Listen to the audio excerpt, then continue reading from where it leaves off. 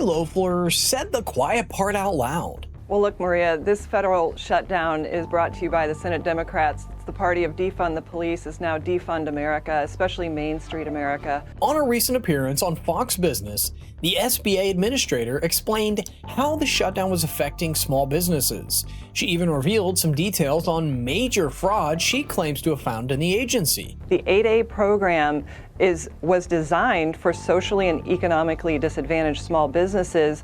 It's become a giant DEI program to the tune of $100 billion a year. That's why today we're covering it all, because we're not here to follow parties blindly, we're here for common sense.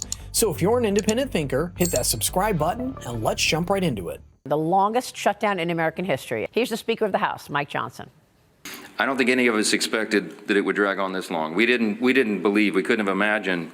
It's now tied for the longest shutdown in U.S. history. Over the past 34 days of this shutdown, the Republicans have been the only ones working in good faith to end the shutdown and get everyone paid and get the services flowing again. And we have voted that way 14 times. The past 5 weeks have been painfully clear that Democrats are not interested in doing their most basic job. The Schumer shutdown was never about health care or any other policy that they claim now. They fear political retribution from far-left activists more than families going hungry and workers missing paychecks. Just to clarify, Speaker Johnson gave this speech a few days before a deal was reached to reopen the government, and he absolutely nailed the situation. The shutdown wasn't about policy, it was about Democrats trying to squeeze every ounce of leverage for media attention ahead of the special elections, all while appeasing the loudest wing of their party, the progressives. This group is determined to fight the Trump administration at all costs. Despite being in a minority, they've managed to dominate the conversation and push their agenda not just within the party, but on the entire country.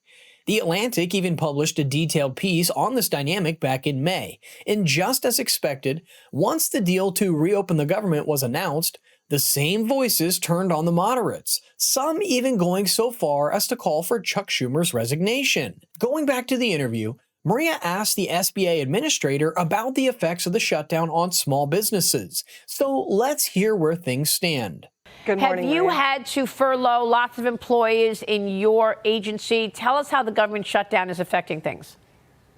Well, look, Maria, this federal shutdown is brought to you by the Senate Democrats. It's the party of defund the police is now defund America, especially Main Street America. It proves two things. First of all, Democrats cannot accept the fact that President Trump won in a landslide election. And secondly, they're willing to do anything to stop his America First agenda. And nowhere is it more apparent than on Main Street, where over 8,000 small businesses have not been able to access their SBA loans. Now we're talking an economic impact of over $4.5 billion spread across main streets in this country. And so at our agency, we're only able to serve disaster recovery efforts. So that means when small businesses only have 27 days of working capital and we're 36 days into this shutdown, we're starting to see layoffs. We're starting to see businesses close. 12,000 small business contractors 50,000 small business contractors have lost access to $12 billion. The impact on small businesses barely got any media attention, even though they make up 99% of all businesses in our country. To put that into perspective, the shutdown prevented over 300 small businesses a day from receiving federally backed funding at a cost of $170 million, with government contractors being hit the hardest, as they're expected to continue working unless the contracting officer terminates the contract or puts it on a stop work status. And if we look at the bigger picture, the Congressional Budget Office estimates the shutdown will reduce the GDP by $18 billion in the fourth quarter of 2025 alone.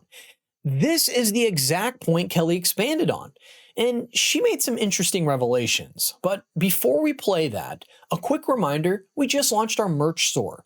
I think it's amazing, and I think you're going to love it. Plus, every purchase helps us continue bringing you the stories that the media tries to bury, so make sure you check it out. Now back to the video. You've had a successful 2025 before this. The SBA delivered nearly $45 billion to over 85,000 small businesses. So going into this, things were going well. Why do you think it is that, I mean, Chuck Schumer wants to create chaos so that President Trump has to deal with more issues? The Senate Democrats right now have shown a preference for resistance over regular order. That's how they're going to run their operations on that side. That's why we have to be ready for this and make sure that we are aware of their strategy to resist everything that this president does. I mean, under President Trump, we've achieved peace deals, we've achieved economic growth, fair trade, $4 trillion in tax cuts. The list goes on, and this is what they can't stand. And that's why they want to inflict pain on the American people, because they don't have an answer for their lack of agenda.